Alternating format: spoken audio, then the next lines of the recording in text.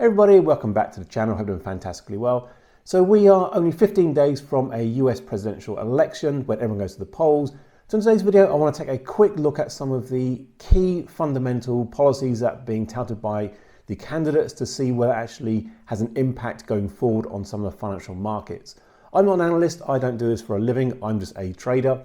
But when we look at Goldman Sachs and what they have said based on the Harris campaign, they are predicting that everyone will be better off under that particular policy. But what we'll do is break it down to look at some of the key metrics. We look at sort of inflation, we look at the oil price, we look at global economics and conflicts, and ultimately any tax breaks that will be given by these presidents to a lot of companies to try and generate growth and give more money in their pockets, which will then ultimately build a better economy and move things forward. So one of the big talking points always is, were you better off 4 years ago? So under the Trump administration, did people have more money in their pockets? And I think the overwhelming answer to that one is yes. But obviously we were in completely different economic times. We were pre-COVID, prices of oil was a lot lower and inflation was not out of control. We've seen obviously with the pandemic where a lot of people were furloughed, put onto the sideline, manufacturing stopped in a lot of industries. Ultimately, there was massive bailouts of a lot of companies, and because of that, we've seen a massive knock-on inflation. We then look at the conflicts in the world. We saw the Ukraine-Russia conflict come along that obviously had an impact on a lot of the sanctions into Russia, and because obviously they were supplying predominantly a lot of Europe with all their gas and oil, we've seen a massive spike in the oil pricing. So for me, it's really key to understand the correlation between the oil price and inflation and costs on the consumer.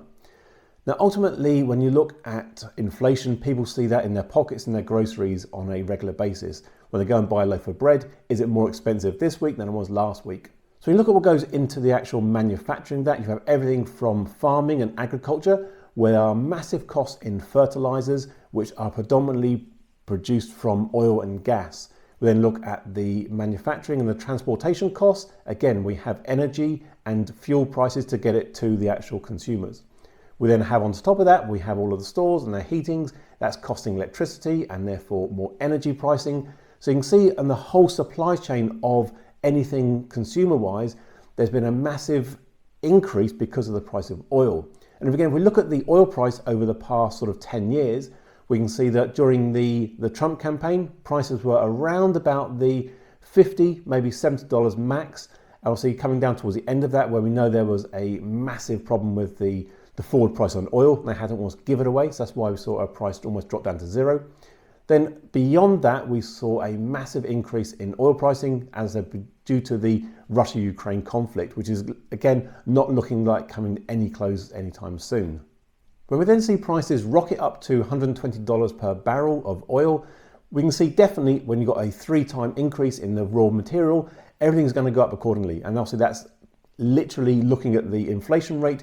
We can see when Trump was in office previously, inflation was around about the 2.5%. And ultimately that spiked all the way up to 9, almost 10% in the Biden-Harris administration. That's now come down. We're now down to under 3%. And potentially that's going to come back down even further into the lower 2s. So we see inflation is almost under control without having done too much already. But definitely everyone still wants to see lower oil prices, and therefore the price when they start filling up their cars is a lot lower. Now for me, the only way that is going to happen is a global stability, because although if Trump wins, he's going to go and drill. He's going to go and frack for as much oil and gas as possible. The manufacturing costs for oil through the US is obviously considerably higher than some of the OPEC countries, especially in the Middle East. So if we can get some stability in that area, we look at what's going on in Israel, into Lebanon, and also still within Russia and Ukraine. If the next president is able to get some stability into those areas, I definitely see the oil price coming down even further, and now that's going to have a positive impact to the rest of inflation. Of the two candidates, there isn't too much being touted of from the Harris campaign, how they're going to end those conflicts. All they're saying is that they would have done nothing differently from the previous administration under Biden. So if we take that on face value, they're still going to keep funding Israel and Ukraine with lots of ammunitions, and therefore these wars are going to drag on. The price of oil is not going to come down, and we're going to get closer to World War III potentially, unless there are some significant political interventions. Trump, on the other hand, has said he will end these wars on day one while he's president-elect. That remains to be seen how that can actually happen, but if we were able to stop the supply of munitions to these areas and get some diplomatic discussions going on, yes, the outcome may not be what either side wants, but at least it gets an end to these conflicts and potentially the price of oil coming down, which then has a knock-on effect to the price of all the consumer good prices, and all of the inflation will then start coming down. Again, if we look at the chart for interest rates, we can clearly see how they have risen from the Obama era from zero. Obviously, that was post the economic crash in 2007, 2008. That went all the way through right up until 2020. And obviously, prices started to increase around 2022, 2023 to combat the rise of inflation. Now inflation is now under control. We're seeing it back into the mid twos.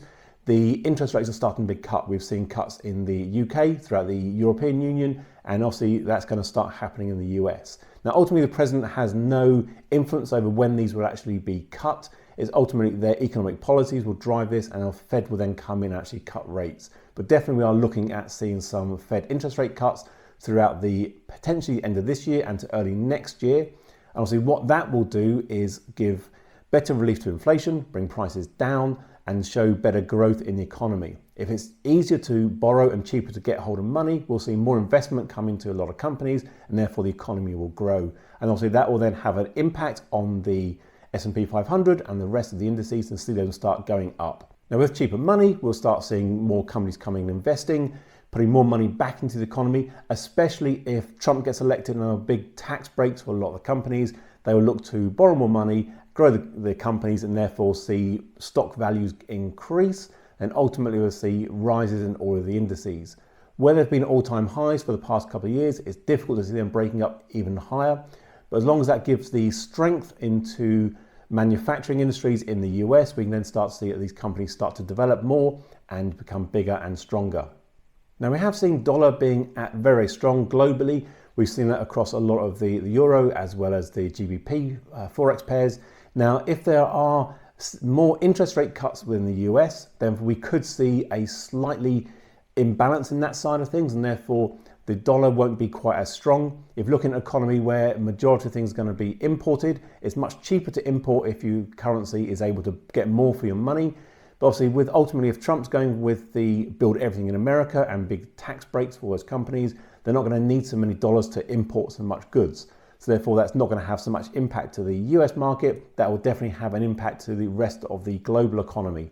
How that pays out, I'm not too sure right now, but it will definitely be looking to see some imbalance in a lot of the forex pairs, and definitely the dollar start to weaken.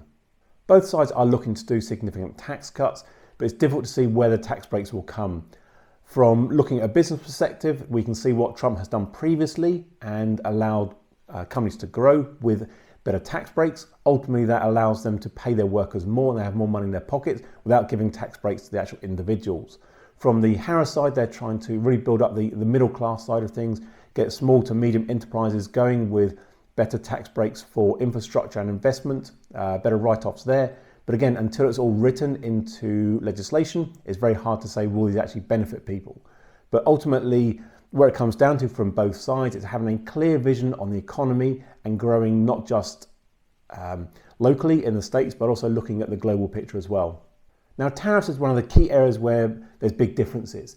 Trump has wanted to impose tariffs on every single company bringing stuff into the United States. Looking at the motor industry, obviously there are a lot of car manufacturers in the US, obviously Tesla being one of the biggest, and obviously Elon Musk supplying $75 million to the Trump campaign. Obviously he's trying to protect his business side of things as well as free speech. Now if you look at what China are doing in the electric vehicle market, they're absolutely massive in some of their companies. They obviously cloned a lot of the rest of the world cars. They don't really worry too much about patent infringement or any regulations there. They were able to manufacture these and push them into the United States at very cheap, affordable pricing, which ultimately is good for the consumer, but not good for the American manufacturing. So that's why Trump will be putting massive tariffs on the Chinese car industry to block them importing any cars into the United States. Ultimately, that then leads to reverse of that, but I don't believe China import many cars into the United States. They're probably looking at more European things, but again, there's still massive tariffs on those already, so I don't see that being a massive downside. Now, where the tariffs might impact is on some of the consumer or electronic goods. We look at Japan being a massive player, and also China in the television market right now If you're putting massive tariffs on those, that's going to have a massive impact on a lot of the American consumers, and therefore their prices will end up going higher on some of these goods. So there's a real fine balance on the trade negotiations to let the products in that you want, but keep the ones out you don't want. On the flip side to that, a Harris presidency, I don't think will be as strong and dominant on some of these other countries, and therefore potentially allow a lot more products to come into the United States and be great for consumers, because it'll be a lot cheaper there, but won't really empower or encourage the businesses to want to manufacture in the US. And that's where they'll start moving a lot of their production offshore. We've seen that previously where I think Harley Davidson wanted to move some of their plants outside of the US. And because of the tariffs or the charges imposed, they had to bring that back into the US and ultimately manufacture the products there, gives jobs to the US people and therefore bring more money into the US economy. So again, it's a real complex issue, this one. Ultimately, we're only looking at the financial side of things here. There are many, many other things to consider when looking at a US presidency. We're looking... So ultimately, this is a massive topic. For me, looking forward, doesn't matter who gets in, I'll be able to trade on either of these things. It all comes down to stability in the markets, having someone who you know exactly what they're going to do and is not going to get sidetracked. Of the two candidates, my personal belief is that Trump will say exactly what he does and will not be swayed by anybody. That's his mindset, that's how he's done his business over the past 30, 40 years. Harris will probably have a lot more advisors around them and obviously take more advice from many, many different places because she doesn't have that business acumen of obviously running massive corporate companies, unlike Trump. So it's going to be a real interesting battle. We'll all know early in November, and obviously come January 2025 when obviously the president gets sworn in. So again, it's going to be a massive upheaval and the markets will react how they perceive is the more favourable candidate straight away. We'll see some definite price increases or decreases across all of the markets and indices. Gold, obviously that's a safe haven. If people are seeing uncertainty, they'll all start piling into gold, which we're all seeing at all-time highs. So again, a really interesting look ahead of what could be the outcome for either of these political candidates and next president of the United States. Thanks for watching, everybody. I'll catch you again very soon. Cheers.